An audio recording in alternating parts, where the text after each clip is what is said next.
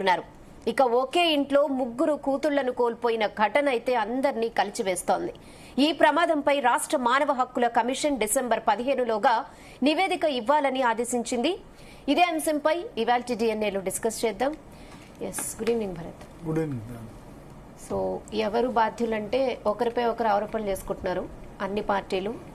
So ఏం చెప్తారు మీరు? పార్టీలతో పాటు పర్యావరణవేత్తలు కూడా బాధ్యులని ప్రధానంగా ఈ రోడ్డు విస్తరణ కాకుండా పర్యావరణవేత్తలు అడ్డుకుంటున్నారన్నది ప్రధాన ఆరోపణ కదా. సో అందుకని వాళ్ళ ఒపీనియన్ కూడా తీసుకుందాం, మాట్లాడదాం. అసలు ఏంటి, ఎందుకు వాళ్ళు ఈ రోడ్డు విస్తరణ పనుల గురించి గ్రీన్ ట్రిబ్యునల్లో కేసు వేశారు, మాట్లాడదాం. అయితే ఒకటి, చేవెళ్లకు సంబంధించి అయితే మనం కూడా చాలాసార్లు, నేను కూడా వెళ్ళాను 2-3 సార్లు. ఒక చిన్న పల్లెటూరు కూడా ఇవాళ డబుల్ రోడ్ ఉంటుంది. ఇది చాలా పెద్ద హైవే, హైదరాబాద్ బీజాపూర్ హైవే. వికారాబాద్, పరిగి, చేవెళ్ళ, తాండూర్, గుల్బర్గా, కర్ణాటకలోని గుల్బర్గా కానీ బీదరు ఈ ప్రాంతాలకు వెళ్ళాలంటే కూడా అదే ప్రాంతం నుంచి వెళ్ళాలి. మన దగ్గర ఉన్న వికారాబాద్, పరిగి, చేవెళ్ళ, తాండూరు వెళ్ళాలన్నా వెళ్ళాలి. హైదరాబాద్కు అటు సైడ్ నుంచి చాలా పెద్ద ఎత్తున హెవీ వెహికల్స్ వస్తాయి, లారీలు, టిప్పర్లు, ఆర్టీసీ బస్సులు. ఏది రావాలన్నా అప్పా జంక్షన్ నుంచి మన్నెగూడ వరకు చాలా అంటే చాలా ఇరుకైన రోడ్డు, నేరో రోడ్డు. మళ్ళీ చాలా వంకర టింకర్లు ఉంటుంది. ఆ డబుల్ లైన్ కూడా చాలా వంకర టింకర్ ఉంటుంది. 40-50 కంటే స్పీడ్ ఎక్కువ కొట్టడం కాదు.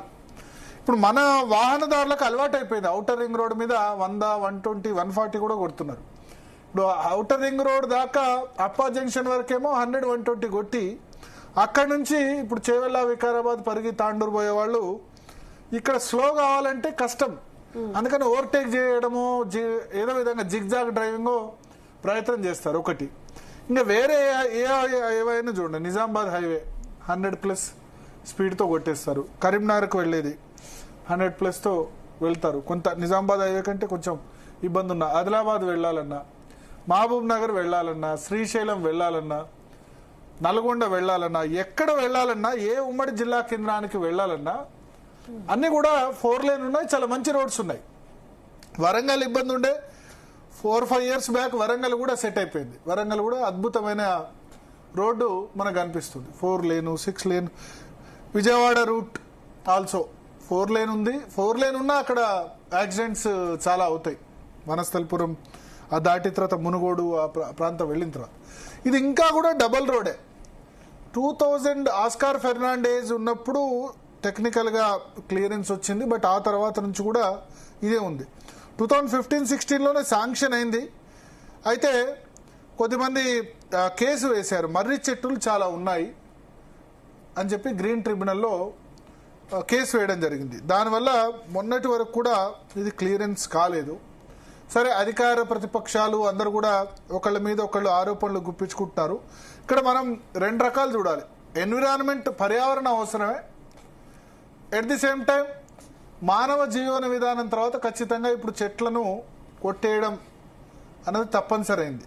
చెట్లను ఒక చోట కొట్టేసి ఇంకో చోట నాటాలి, లేదా ట్రాన్స్లొకేట్ చేయాలి. ఆల్రెడీ ఇప్పుడు మర్రి చెట్లు అనుకోండి, 100 సంవత్సరాల క్రితం మర్రి చెట్లు ట్రాన్స్లొకేట్ చేసి వేరే చోట చేసేందుకు అవకాశం ఉంది. ఇప్పుడు ఆ చేవెళ్ళ, తాండూరు, వికారాబాద్, పరిగి ప్రజలు అంటే మనం స్టూడియోలో కూర్చొనో లేదా వేరే చోట కూర్చొనో ఎన్విరాన్మెంట్ గురించి, పర్యావరణం గురించి మాట్లాడవచ్చు. కానీ రోజు ట్రావెల్ చేసేవాడికి కదా బాధ. చాలామంది ప్రభుత్వ ఉద్యోగులు హైదరాబాద్లో పనిచేసేందుకు అక్కడ ఉన్న వాళ్ళు వెళ్తూ ఉంటారు, లేదా హైదరాబాద్లో ఉండి చేవెళ్ళ, వికారాబాద్, పరిగి, తాండూరు ఉద్యోగాలు చేసేవాళ్ళు వెళ్తూ ఉంటారు.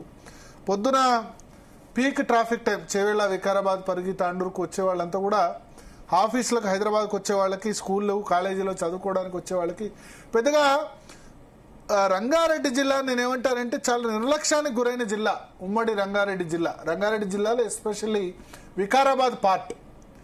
నీకు రియల్ ఎస్టేట్ భూము తెలంగాణ ఖజానా నిండిందంటే ఉమ్మడి రాష్ట్రం నుంచి కూడా రంగారెడ్డి జిల్లానే. అత్యంత దోపిడీకి గురైంది రంగారెడ్డి జిల్లా అని నేను చెప్తా. ఎందుకంటే అక్కడ రైతులు చాలా చోట్ల కూడా చాలా తక్కువ రేట్లు అమ్ముకున్నారు. ఔటర్ రింగ్ రోడ్ వచ్చింది రంగారెడ్డి జిల్లానే, శంషాబాద్ ఎయిర్పోర్ట్ వచ్చింది రంగారెడ్డి జిల్లానే. వాళ్ళు ఏంటంటే ఈ ఎయిర్పోర్ట్ రాగానే పెద్ద పెద్ద ఆసాములు, పెద్ద పెద్ద బడా బడా బిల్డర్లు, బడా బడా రాజకీయ నేతలు వచ్చి వాళ్ళకు ముందుగానే ఎక్కడ వస్తుందో తెలుసు లొకేషన్. శంషాబాద్ ఎయిర్పోర్ట్ ఎక్కడ వస్తుంది, ఔటర్ రింగ్ రోడ్ అలైన్మెంట్ రాజకీయ నాయకులకు అనుగుణంగా అలైన్మెంట్ మార్చేసుకున్నారు. సో రైతులు వచ్చింది పాపం, అంతకు ముందున్న దానికంటే ల్యాండ్ వాల్యూ పెరిగింది. కానీ ఇప్పటి ల్యాండ్ వాల్యూ అప్పుడున్న ల్యాండ్ వాల్యూ కంపేర్ చేస్తే అసలు అప్పుడు వాళ్ళు అదే ఎక్కువ అనుకున్నారు, అదే ఎక్కువ అనుకుని అమ్మేశారు. వ్యవసాయానికి వరకొచ్చే భూమినో లేకపోతే వేరే భూమినో చాలా వరకు అమ్మేశారు. సో రైతులకి లేకపోతే రంగారెడ్డి జిల్లాలో ఉన్న ప్రజలకి వచ్చిన ఆదాయం చాలా తక్కువ. దాని మీద సంపాదించింది మాత్రం రియల్ ఎస్టేటు, బిల్డర్లు, కాంట్రాక్టర్లు, రాజకీయ నాయకులు చాలా సంపాదించారు. సో ఒక విధంగా రంగారెడ్డి జిల్లా ప్రజలంతా కూడా మోసపోయారని నేను చెప్తాను. అక్కడ పుట్టి పెరిగిన వాళ్ళు మీరు ఎటువైపున చూడండి, మణికొండ, పుప్పాలగూడ, నెక్నాపూర్, ఇది రంగారెడ్డి జిల్లా కింద వస్తుంది. అటు చూస్తే ఉప్పలు, బోడుప్పలు ఇవన్నీ కూడా తర్వాత లాస్ట్ 10-15 yearsలో డెవలప్ అయినాయి కదా.